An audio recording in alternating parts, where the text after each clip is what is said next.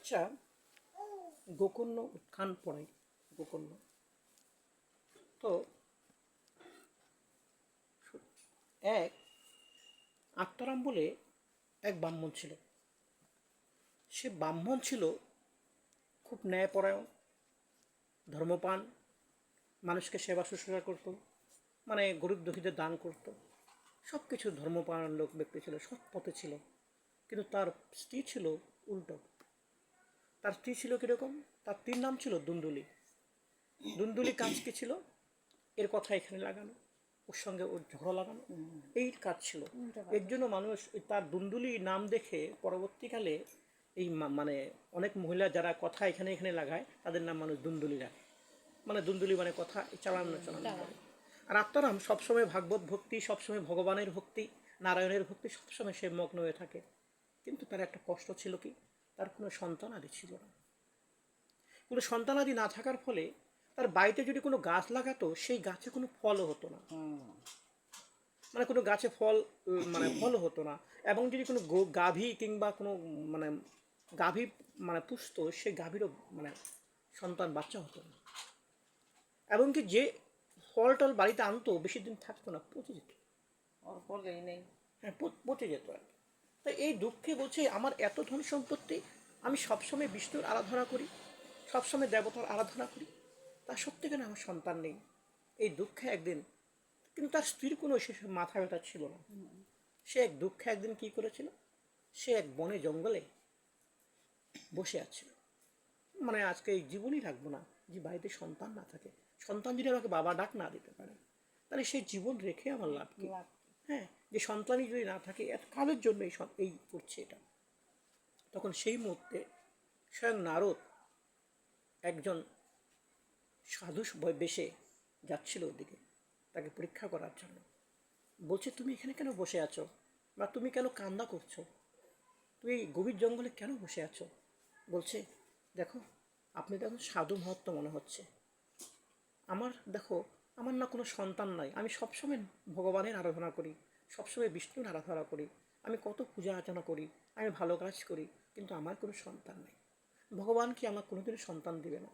তো বলছে আজকে যদি সন্তান না দেয় আমি এই বনের থেকে আর যাবো না, আমার এখানেই আমার শেষ নিঃশ্বাস ত্যাগ করবো, আমি এখানেই দেহ রেখে যাব। তখন বলছে না না, এটা কি বলবো, যার ভাগ্যে যেটা আছে সেটা তো হবেই।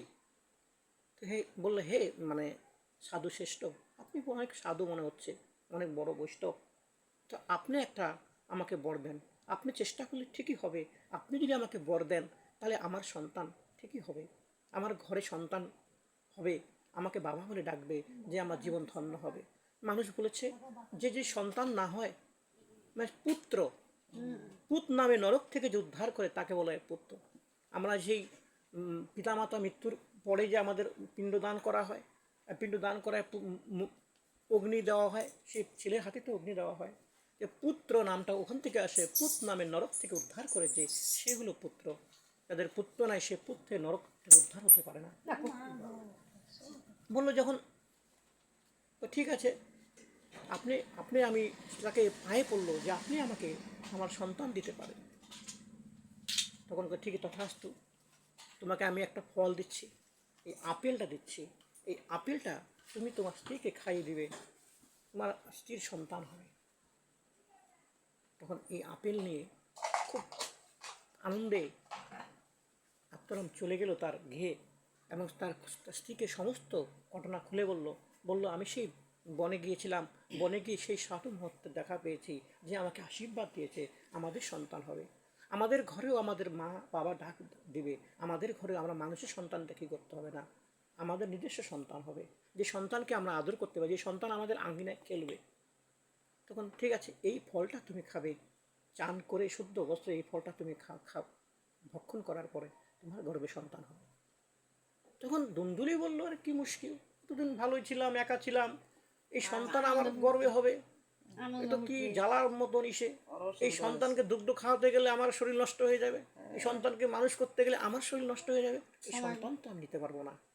আমি কি সুন্দর একা ছিলাম, কিছু মানুষ আছে একা থাকলে সেই একাই পছন্দ করে, সেরকম কিছু লোক আছে, আমি কিভাবে সন্তান নিব, না না না না, এই কোন জ্বালা আবার নিয়ে আসলে, এতদিন ভালোই ছিলাম, একা একা খেতাম, একা একা ঘুরতাম, মানুষের সাথে এটা বলতাম, সন্তান তো নিতে পারবো না, কিন্তু এই ফলটা কী করি, এই ফলটাও তো আমারই করতে হবে। তখন তার একজন বোন ছিল, তার বোনকে বলল যে তাহার সন্তান সম্ভাবনা আছে, বল তোর যে সন্তানটা হবে সেই সন্তানটা তুই আমাকে দিয়ে দিবি, আর তুই আমাদের বাড়িতে থাকবি। কেমন পান? ঠিক আছে, তুই আমার বাড়িতে থাকবি বা আমি তোর বাড়িতে চলে যাবো, যখন আমার সন্তান সম্ভাবনা হবে তখন তোর সন্তানটা আমাকে দিয়ে দিবি, কারণ আমি সন্তানকে আমি পুষতে পারবো না, আমি সন্তানকে দুগ্ধ পান করাতে পারবো, সন্তান আমার সমস্ত আমি যদি মারা যাই, অনেকে তো সন্তান জন্ম দিয়ে অনেকে তো মারা যায়, মারা যায়। যদি আমি মারা যাই, নিজের চিন্তা হ্যাঁ, করো। তখন কী করলো, ও ঠিক আছে কিছু বলো তোকে আমি কিছু পয়সা করে দিয়ে দেবো, যত টাকা লাগে আমি তোকে দিয়ে দেবো। ঠিক আছে, পরে বললো যে আমি তো সন্তান সম্ভাবনা হব, তা আমি আমার বোনের বাড়ি যাব, এই মুহূর্তে তো আমার এখানে কেউ নেই, সেই সন্তানকে দেখাশোনা বা অনেক কাজ আছে যেটা মেয়ে মানুষ ছাড়া করতে পারে না, তুমি তাকে করতে পারবে না। হ্যাঁ ঠিক আছে, আর সেই যে আপেলটা যে দিয়েছিল সেই আপেলটা গরুকে খাওয়াই দিল,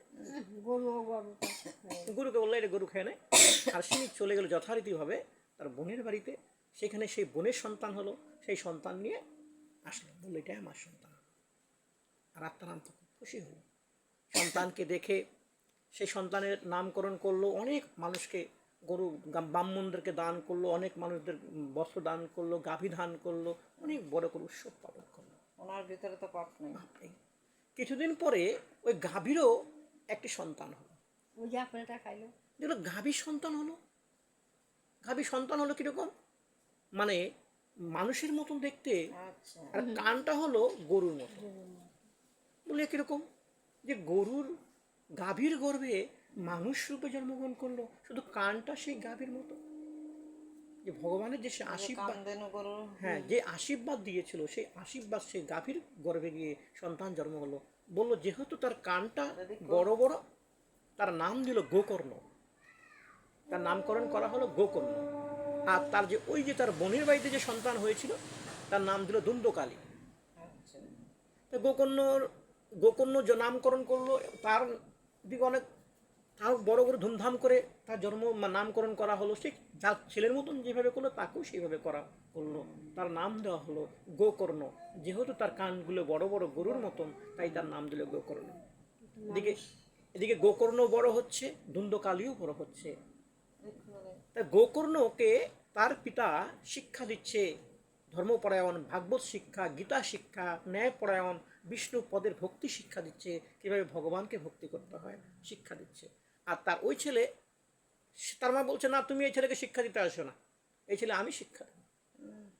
তাই ওই ছেলেকে তার মা শিক্ষা দিচ্ছে, তার মতনই শিক্ষা দিচ্ছে, কার সাথে কি ঝগড়া করা, কার সাথে কী করা, যেরকম মানুষ পরিবেশে যেরকম বাচ্চার জন্ম হবে সেই বাচ্চা সেই পরিবেশের পরিবেশটাই পাবে। অর্থাৎ কেউ যদি সেই বাচ্চার মাথা তো খালি থাকে, যেটা তার মাথায় ঢুকানো হবে সেটাই সে করবে। তাই সেইরূপ গোকর্ণকে সেই তার পিতার কথা শুনছে, যেহেতু সে তো ভগবানের আশীর্বাদ, সে তো তার কথা অনুসারে শাস্ত্র ধর্ম গ্রন্থ সব কিছু পড়ছে, আর মানুষের সঙ্গে সে ভালো আচরণ করছে, ধর্ম বানিয়ে দিচ্ছে, গোকর্ণর নাম দেশ বিদেশে বিদ্বান হিসেবে সরে যাচ্ছে। আর অপরদিকে কি হচ্ছে,